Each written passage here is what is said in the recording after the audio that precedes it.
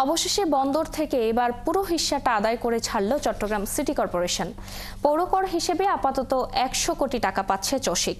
অতীতের কোনো মেয়র ন্যায্য পাওনা পুরো কর আদায় করতে না পারলেন বর্তমান মেয়র ডাক্তার শাহাদাত হোসেন। এখন থেকে বছরে 160 কোটি টাকা কর দিতে রাজি হয়েছে চট্টগ্রাম বন্দর কর্তৃপক্ষ। মেয়র জানান এই টাকা নগর উন্নয়নের পাশাপাশি শিক্ষা এবং স্বাস্থ্য খাতে ব্যবহার হবে। জহিরুল ইসলামের ক্যামেরায় সাইফুল ইসলাম শিল্পীর প্রতিবেদন। চট্টগ্রাম বন্দরের আয় থেকে 1% হিস্যার পাশাপাশি 1,40,77,000 বর্গফুট অবকাঠামোর জন্য বার্ষিক 160 কোটি টাকা পৌরকর দাবি করে চসিক। এ নিয়ে দুই সংস্থার মধ্যে চিঠি চালাচালির পর বিষয়টি নৌপরিবহন মন্ত্রণালয় পর্যন্ত গড়ায়।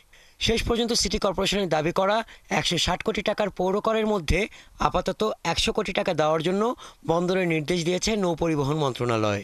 ওরা প্রায় 115 কোটি টাকা আমাদের কাছে চেয়েছে। আমরা সেটা মন্ত্রণালয়ের অনুমতির জন্য চিঠি লিখেছিলাম এবং মন্ত্রণালয় থেকে অনুমতি পেয়েছি। তো এটা সহসায় আমরা আমাদের বোর্ডের সিদ্ধান্তক্রমে আমরা 100 কোটি টাকা পে করব।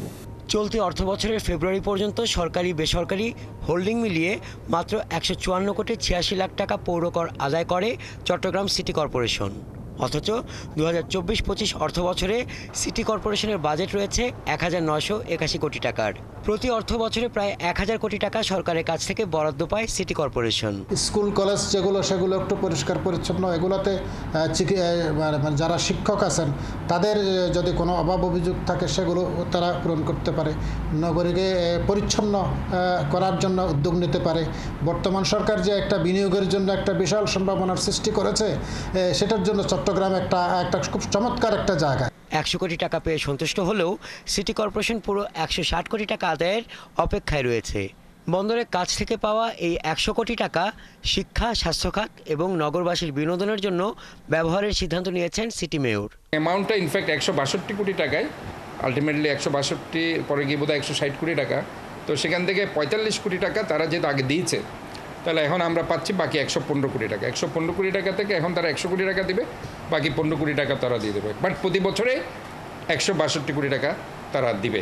বর্তমানে 516টি সরকারি হোল্ডিং থেকে চসিকের আয় 79 কোটি 53 লাখ টাকা, বেসরকারি হোল্ডিং থেকে আয় 75 কোটি 33 লাখ টাকা। হাসান আহমেদ, 71।